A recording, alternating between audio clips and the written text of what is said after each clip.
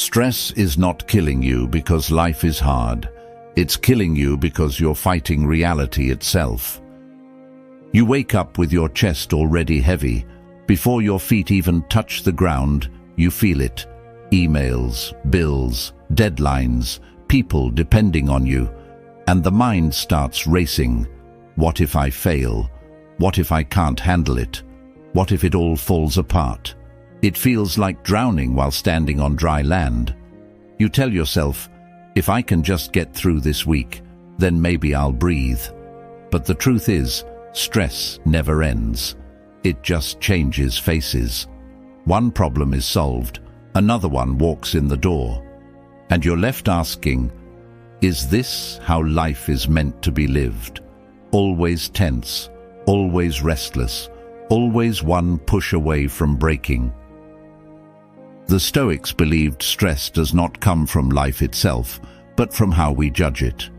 Marcus Aurelius wrote, "If you are distressed by anything external, the pain is not due to the thing itself, but to your estimate of it, and this you have the power to revoke at any moment." Think about that. It's not the event, not the deadline, not the insult, not the uncertainty. It's the story you attach to it. Stress is born when you decide, this is unbearable, this is too much for me. But the Stoic asks, is that really true? Or is that just a thought passing through? When you realize that stress is not the weight of life pressing down on you, but your own hands clinging too tightly to it, something shifts. You see that control is not about bending the world to your will. Control is about bending your mind to accept what the world gives you. Epictetus reminded his students, "We suffer not from the events of our lives, but from our judgment about them." So when life says no, the Stoic says, then it was never mine to begin with. When chaos arrives, the Stoic does not resist. It flows, adapts, endures, like a tree in the wind, bending but not breaking. Stress thrives on two illusions, the illusion of control and the illusion of permanence. You think, if I could just control every detail, then I'd be safe. But control is a cage built on sand. The harder you grip, the more slips through your fingers. You think, this pain will last forever.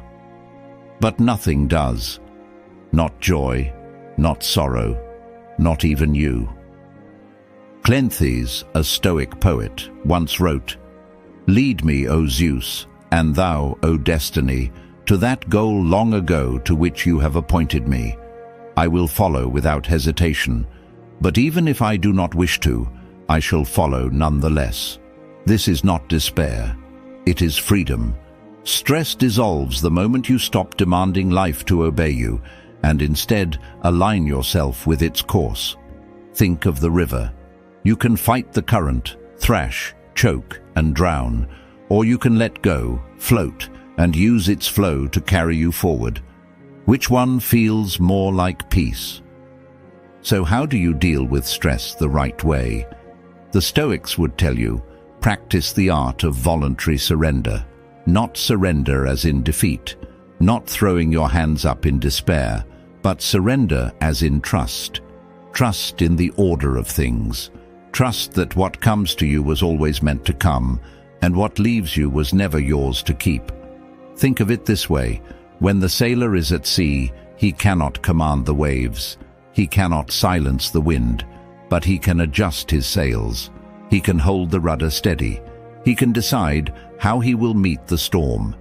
Stress arises when we try to silence the sea, when we scream at the storm as if it cares about our voice.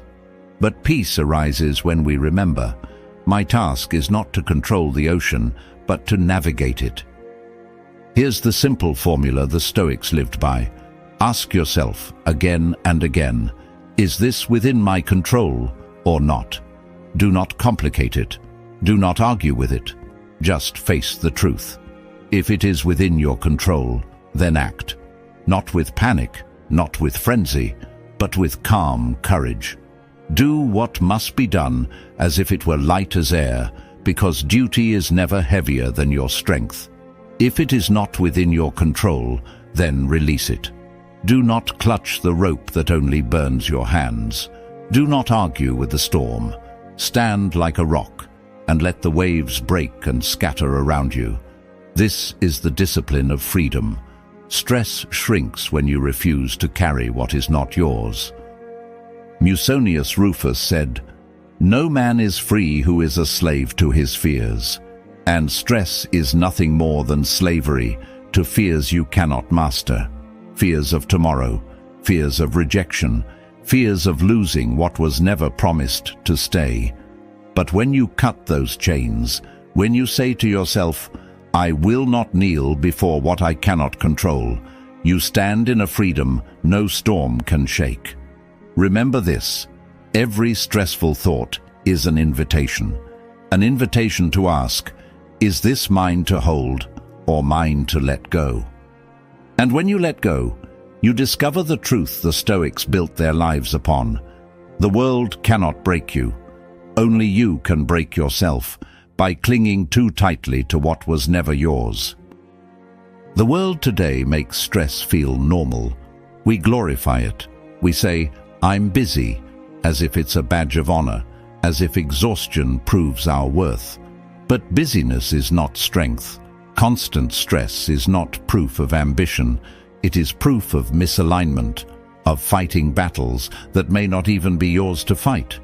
Seneca warned, "We suffer more often in imagination than in reality." And when you look closely, you'll see how true this is. Think of your own life. How many of your stresses are ghosts, worries about things that have not even happened? Endless scenarios you rehearse in your mind. Failures, losses, arguments, nightmares you wrote in your head and then believed as truth. Stress feeds on this imagination. It convinces you the weight you carry is solid when in fact it's made of shadows. And here lies the irony. The events themselves are often lighter than the fears you build around them. The Stoic way is not to deny responsibility. It is not laziness or passivity. It is to carry responsibility differently, to hold it without trembling, to act without agitation, to move without being moved, to walk through fire without letting the flames live inside you. Because when you can remain calm in a world that thrives on noise, when you can choose clarity while others drown in panic, that is power. True strength is not proven by how much weight you drag behind you, but by how lightly you can walk, even while the load is heavy.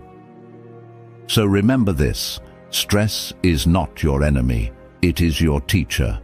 It reveals what you cling to, what you fear, what you refuse to accept.